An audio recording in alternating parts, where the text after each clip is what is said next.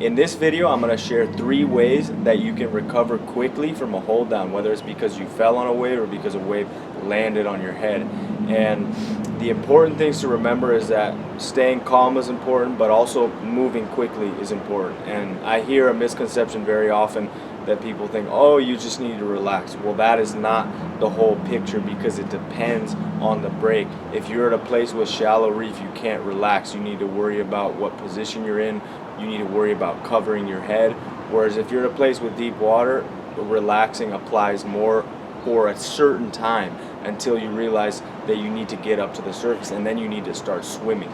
So the first way that I use to recover quickly from a hold down is I try to divide the time I spend underwater between a time of being completely relaxed and a time of having to be more reactive.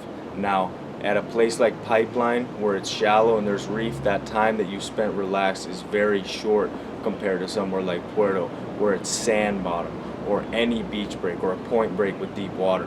So when I say relax, I mean the initial moment of impact where the wave hits you, or when you fall, you need to make sure that your muscles aren't super tense. Once you feel the power that the wave has and you have a better idea of what's going on under there, you can start to be more reactive. For example, you're under there for 5 seconds or 6 seconds, and then you can decide, okay, it's time to swim up. But the main thing to pay attention to and know in those situations is you need to wait for the wave to unload the main part of its force. You need to let it dissipate some of its energy before you start trying to swim against it, because trying to swim against the power center of a heavy wave, really any wave for that matter, but especially a wave that is heavy like Puerto, like Pipeline, like a lot of waves in Hawaii, it's not only completely useless, it's very dangerous, because you end up wasting your energy and putting yourself in a really bad situation. Because when you start running out of energy, the typical response is people start to panic, and that's one thing you want to avoid. But it's if your brain is not trained through experience and through breath to avoid that, you're going to start to panic, and when the panic sets in is when real trouble starts to happen. So just remember that the time you spend underwater after a wipeout or any sort of hold down needs to be a mix of passive and reactive.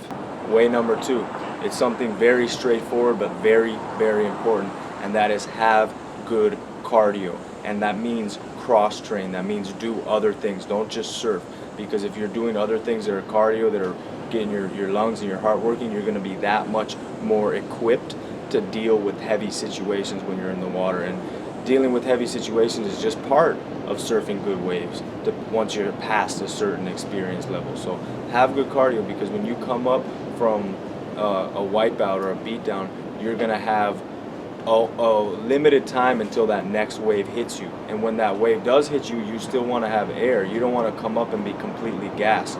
And what's going to determine that is how good your cardio is. So cross train and be prepared when you go into the water, because when you get held under, it takes energy. And then say that you go through that 5 times or 6 times, which is something that might happen at a heavy beach break, and you have to take wave after wave after wave on the head.